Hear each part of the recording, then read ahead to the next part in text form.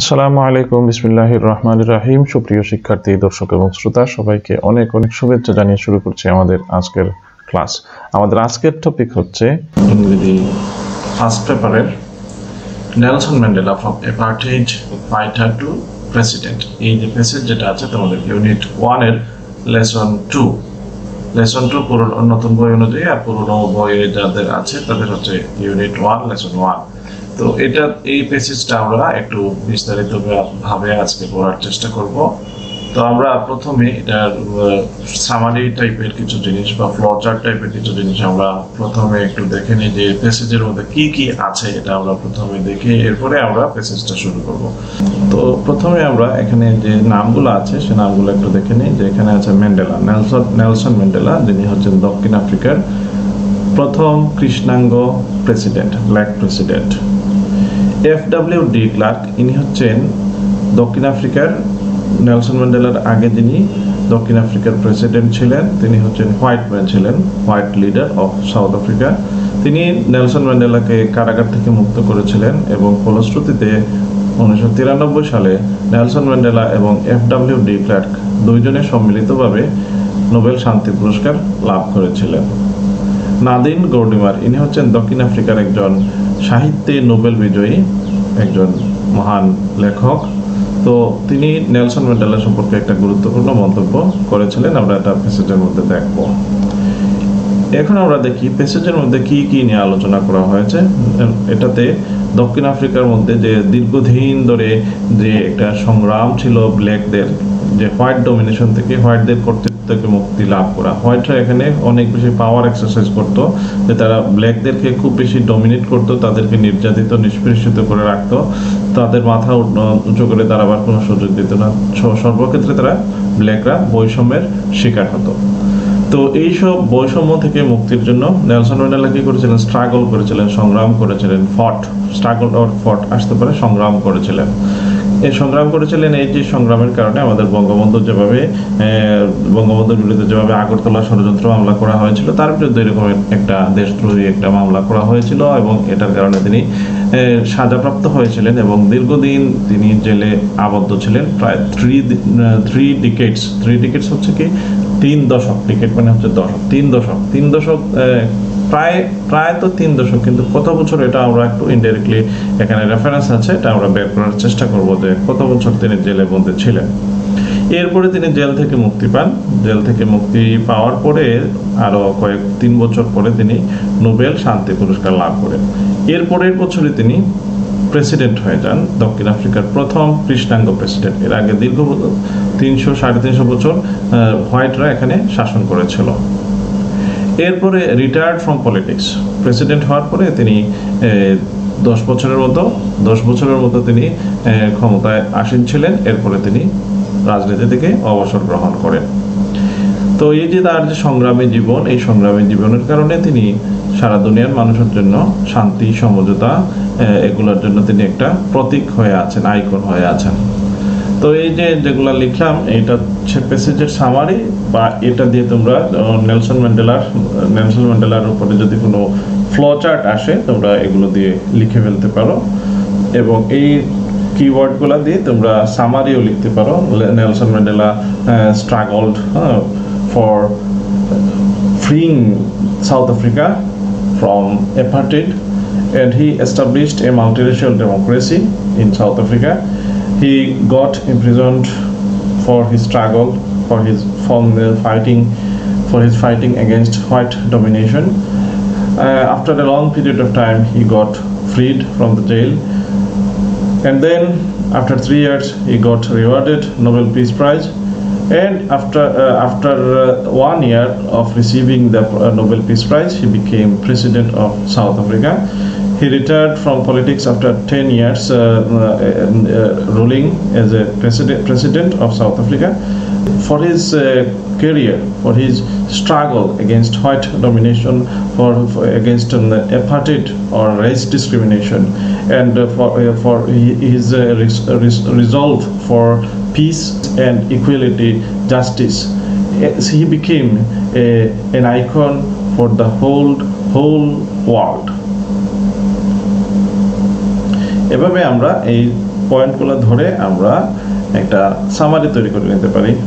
এগুলো দিয়ে আমরা নেলসন ম্যান্ডেলার উপরে যদি কোনো ফ্লো চার্ট আসে, এইগুলো দিয়ে আমরা ফ্লো চার্টটাও তৈরি করে নিতে পারি, এবং এগুলো দিয়ে আমরা বিভিন্ন প্রশ্ন যেগুলো আসবে এই প্রশ্নগুলো আমরা এগুলোর উপর ভিত্তি করে আমরা আনসার করতে পারবো। তো এবার আমরা একটু দেখি যে সাল অনুযায়ী কোন সালে কি ঘটেছিল। 1963 ফেসড রায়বনিয়া ট্রায়াল। 1963 সালে তার বিরুদ্ধে রায়বনিয়ার বিচারালয়ে তার বিরুদ্ধে একটা মামলা দায়ের করে তাকে বিচারের সম্মুখীন করা হয়। ইন 1990 এবং এই যে বিচারের মধ্যে তার জেল হয়েছিল এবং 1990 সালে তিনি জেল থেকে মুক্তি পান। 1990 সালে তিনি জেল থেকে মুক্তি পান, এটা কিন্তু প্যাসেজের মধ্যে উল্লেখ নাই। এটা আমরা কিভাবে বের করলাম যে এটা 1993 সালে তিনি নোবেল পিস প্রাইজ পেয়েছিলেন, এবং এখানে বলা আছে যে 3 বছর পূর্বে তিনি জেল থেকে মুক্তি পেয়েছিলেন। এটার উপর ভিত্তি করে আমরা বের করতে পারি 3 বছর বিয়োগ দিয়ে 1990 সালে তিনি জেল থেকে মুক্তি পেয়েছিলেন। 1993 সালে তিনি নোবেল পিস প্রাইজ লাভ করেন, এবং তার সাথে FW ক্লার্ক, যিনি ছিলেন দক্ষিণ আফ্রিকার শ্বেতাঙ্গ নেতা, তিনি তাকে জেল থেকে মুক্ত করেছিলেন, এবং এই যে বর্ণবাদের বৈষম্যের ক্ষেত্রে বর্ণবাদের অবসানের ক্ষেত্রে তিনি ভূমিকা রেখেছিলেন। এই হিসাবে নেলসন ম্যান্ডেলা এবং FW ক্লার্ক দুজনে সম্মিলিতভাবে তারা 1993 সালে নোবেল শান্তি পুরস্কার লাভ করেন। 1994 সালে তিনি দক্ষিণ আফ্রিকার প্রথম প্রেসিডেন্ট নির্বাচিত হন নেলসন ম্যান্ডেলা। এরপরে হচ্ছে 10 বছর শাসন করার পরে 2004 সালে তিনি লেফট পাবলিক লাইফ, মানে হচ্ছে তিনি রাজনৈতিক জীবন থেকে অবসর গ্রহণ করেন, লেফট পরিত্যাগ করেন এটা, এবং এটা ছিল তার 86th বার্থডে, 86তম জন্মদিন। তো এই যে 86তম জন্মদিন, এখানে নেলসন ম্যান্ডেলা কবে জন্মগ্রহণ করেন এটা আমরা কিন্তু পেসেজ থেকে জানতে পারি না, কিন্তু এই যে রেফারেন্স আছে এটা থেকে কিন্তু আমরা বের করতে পারি। তো এগুলো যদি প্রশ্ন যদি একটু টাফ হয় তাহলে এগুলো কিন্তু একটু আসতে পারে পরীক্ষায়, যে কত সালে তিনি জন্মগ্রহণ করেছিলেন। তো অনেকেই বলবে যে এটা প্রশ্ন বাইরে থেকে দিয়ে দিয়েছে, এখানে তো তার জন্মের সাল উল্লেখ নেই পেসেজের মধ্যে। কিন্তু একটু চিন্তা করলে আমরা দেখতে পারি যে 86, এই যেটা তার যেটা আছে 86টা 2004 থেকে বিয়োগ দিলে আমাদের বের হয়ে যায় যে 1918 সালে তিনি জন্মগ্রহণ করেছিলেন। তো এখানে তিনি কবে মারা যান এটাও কিন্তু পেসেজের মধ্যে নাই, কিন্তু আমরা কি করতে পারি, এই যে মারা যাওয়াটাও কিন্তু আমরা একটু ইন্টারনেটে সার্চ দিয়ে আমরা এটা বের করে নিতে পারি। যেহেতু পেসেজটা আসছে তাই আমাদের একটু কিউরিওসিটি থেকে, আমাদের একটু কৌতূহল থেকে আমরা একটু জানার চেষ্টা করতে পারি যে নেলসন ম্যান্ডেলা কবে মারা গিয়েছিলেন। তো নেলসন ম্যান্ডেলা মারা গিয়েছিলেন 2013 সালে। তো এই পেসেজের মধ্যে 4টা কোটেশন আছে, ইম্পর্টেন্ট কোটেশন। একটা হচ্ছে 3টা স্পিচ ফ্রম ম্যান্ডেলার 3টা স্পিচ থেকে, 3টা বক্তব্য থেকে এখানে 3টা কোটেশন আছে। এরপর একটা কমেন্ট অফ নাদিন গর্ডিমার, যিনি আমরা বললাম যে সাহিত্যে নোবেল বিজয়ী দক্ষিণ আফ্রিকার, তিনি নেলসন ম্যান্ডেলা সম্পর্কে একটা কমেন্ট করেছিলেন, এই কমেন্টটা এখানে বলা আছে।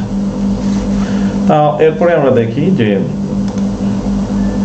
আমরা এখানে যে কোটেশনগুলো আছে এগুলা আমরা প্রথমে পড়ে নেব, এবং এগুলো একটু আমরা ডিটেইলস একটু বিস্তারিতভাবে ব্যাখ্যা সহ পড়ার চেষ্টা করব, আর অন্য যেগুলো আছে এগুলো আমরা দ্রুত গতিতে পড়ে নেব।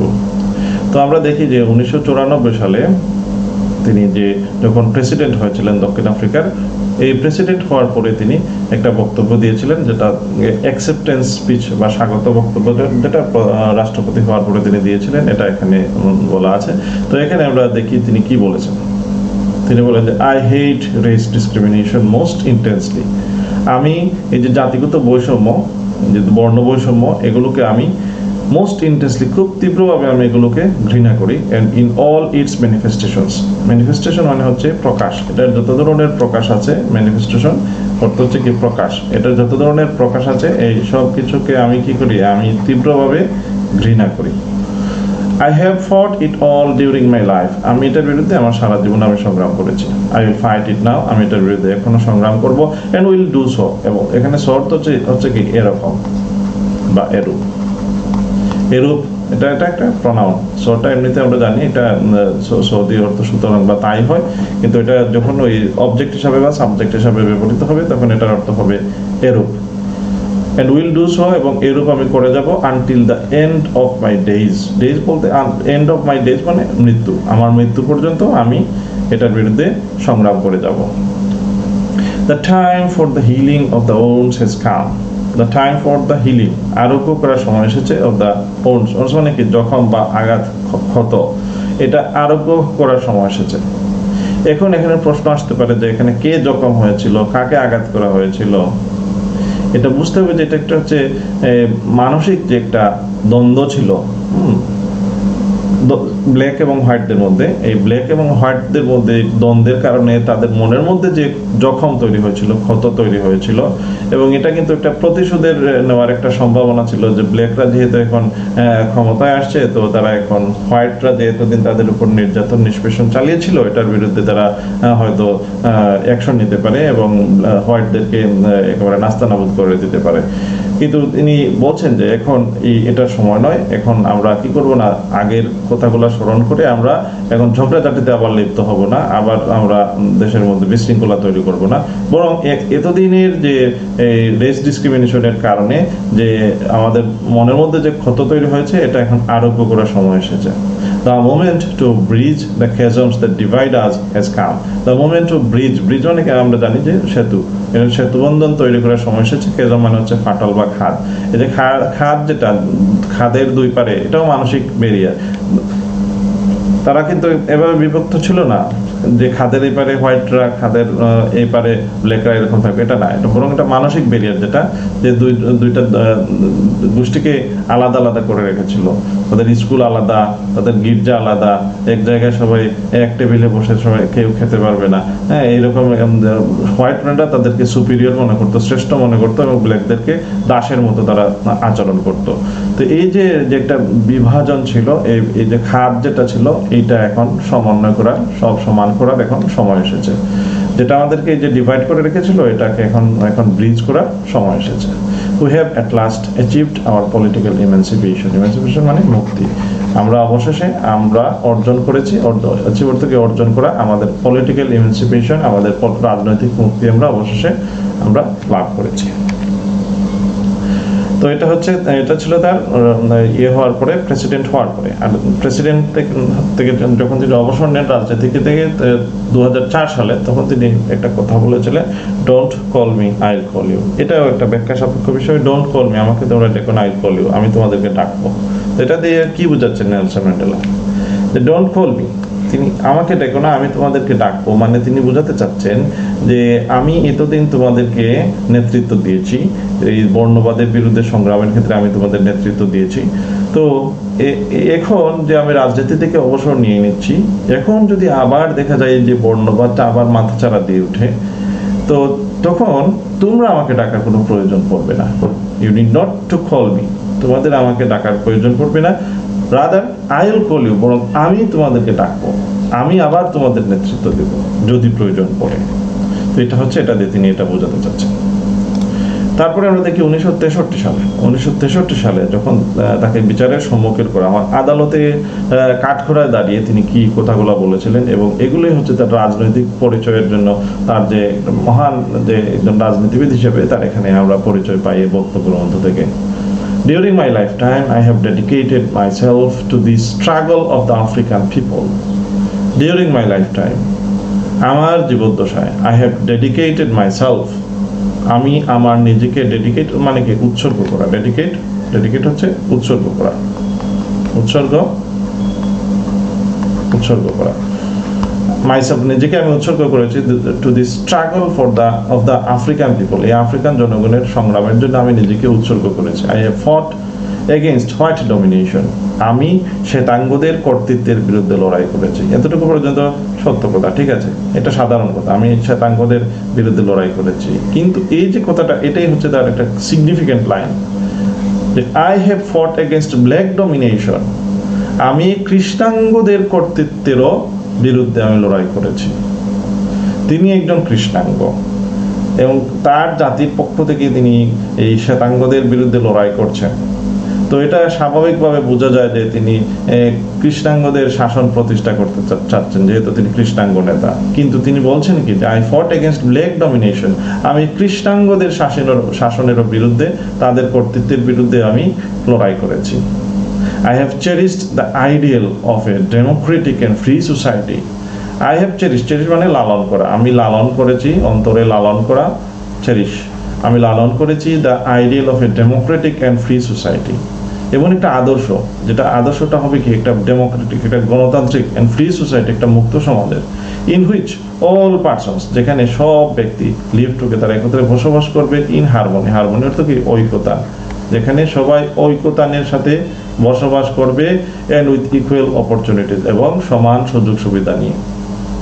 ইট ইজ এন আইডিয়াল, এই যে সমানাধিকারের এই যে গণতান্ত্রিক যে একটা আদর্শতা, এই আদর্শের জন্য ইট ইজ এন আইডিয়াল, এটা এমন একটা আদর্শ, I hope to live for and to achieve.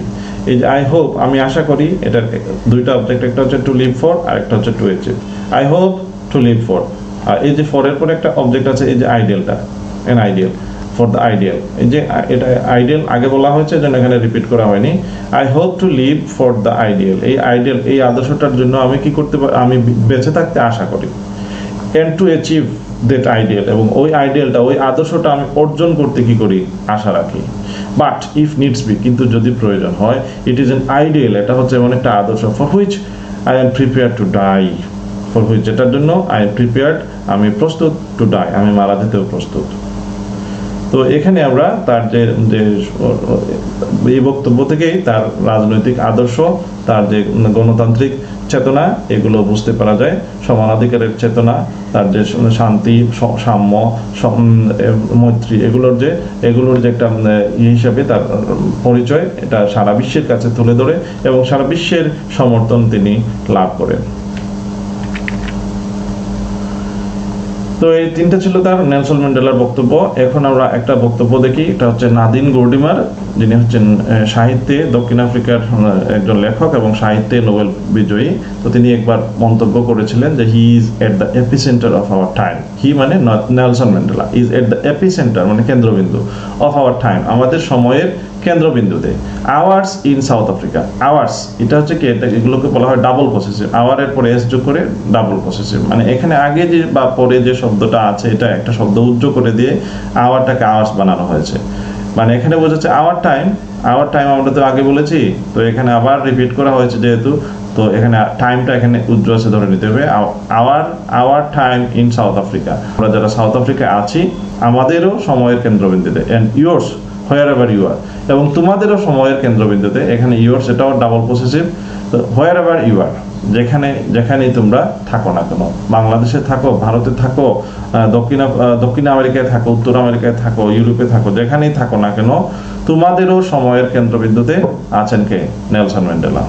কারণ তিনি কি করেছিলেন, শান্তি প্রতিষ্ঠা করেছিলেন এমন একটা দেশের মধ্যে যেখানে ব্ল্যাকরা হচ্ছে সংখ্যাগরিষ্ঠ, এবং এই যে ব্ল্যাকরা যখন জয়ী হবে স্বাভাবিকভাবে এখানে একটা সংঘাতের পরিস্থিতি তৈরি হওয়ার কথা ছিল, কিন্তু তিনি এটা করতে দেননি। তার মহান আদর্শের দ্বারা তিনি তার জাতিকেও তিনি অনুপ্রাণিত করেছিলেন তার মতো হয়ে উঠতে, এবং এখানে কৃষ্ণাঙ্গ এবং শ্বেতাঙ্গরা মিলেমিশে বসবাস করা শুরু করতে পেরেছিল শুধু তার উদারতার কারণে। এই জন্য নাদিন গর্ডিমার তাকে বলছেন যে তিনি হচ্ছেন আমাদের সময়ের কেন্দ্রবিন্দুতে, আমরা যারা দক্ষিণ আফ্রিকায় আছি এবং তোমরা যেখানেই থাকো না কেন তোমাদেরও সময়ের কেন্দ্রবিন্দুতে তিনি আছেন। তো এই ইম্পর্টেন্ট কোটেশনগুলো আমরা পড়লাম, এবার আমরা প্যাসেজটা আমরা দ্রুত গতিতে পড়ে নিব, তবে সেটা আজ আর নয়, সেটা আমরা পরবর্তী ক্লাসে দেখব। ভিডিওটি যদি ভালো লেগে থাকে তাহলে সবাই লাইক দেবে, শেয়ার দেবে বন্ধুদের সাথে, এবং আমার চ্যানেলটা সাবস্ক্রাইব করে পাশে থাকা বেল আইকনটা প্রেস করে রাখবে। ধন্যবাদ জানিয়ে সবাইকে আজকে এখানে বিদায় নিচ্ছি। আল্লাহ হাফেজ।